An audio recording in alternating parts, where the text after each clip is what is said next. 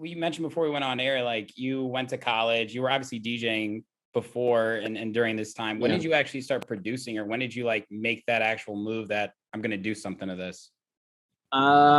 So my older brother was way more musical than I am. You know, self-taught. He played. We had a drum set growing up, so I was on when he wasn't home. I'd mess around with his drums. Nice. And he always had keyboards, so I would. And like he had this like really shitty drum machine. So I was literally. I mean, he was maybe 16. I was 6, 7, and I would just be like fuck around with his shit when he wasn't home. And then he went to, yeah. So we didn't have, we didn't have a computer at that time. My brother went to college, came home, and then had like this just like open up. This one around Napster time. Yeah. So he had all this shit on his computer, and I think maybe he had Reason on his computer.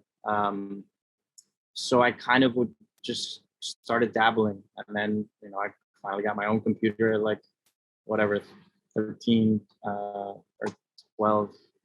Oh fuck. I thought I was in high school. Yeah, whatever. It's just crazy to think about now that like everyone has a computer. But yeah, so I just had Reason, and I just started messing around. And I think I really got into it my senior year of high school into my freshman year of college. And I was just, just messing around and trying to learn.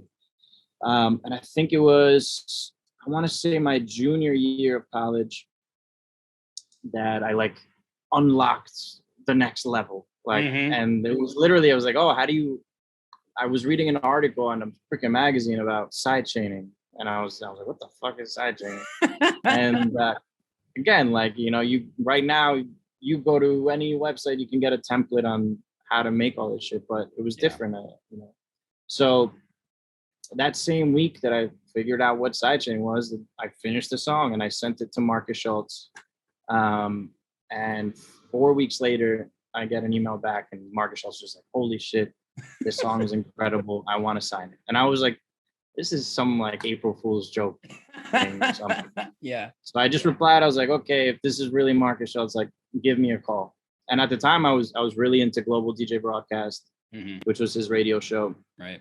The big ones back then were obviously Armin's show, Above and Beyond's show, and Global DJ Broadcast, Marcus Schultz's show. And he calls me, he's like, yeah, man, like I want to sign this. I was like, well, do I need to like master it, or like what I literally, no, not kidding, dude. It was just like done, limited with whatever the fuck was in Reason. And he's like, no, it's good, just send it. I was like, okay.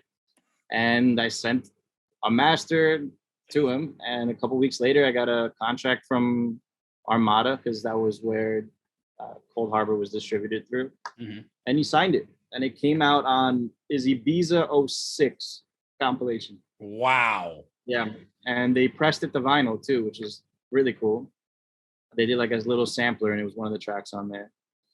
And that was the moment I was like, yeah, this is what I want to do. And I was in Hofstra. I was studying accounting, and I graduated. I finished with a degree in accounting. And I remember just at my senior year, my friends were like, hey man, are you gonna apply for any jobs? I was like, no. I was lucky where I was, DJing on weekends, making decent money. I was like, I'm gonna just do that on the weekends and focus on music. So that was, I think, my introduction to music, and to being like, this is it for me. Like, this is what I want to do. Unbelievable, man. Hey, what's up? And thanks for watching that video. You looking for more content now? I got your back.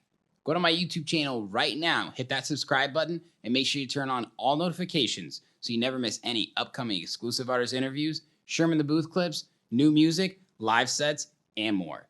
This is your one-stop shop for everything electronic music. Cheers.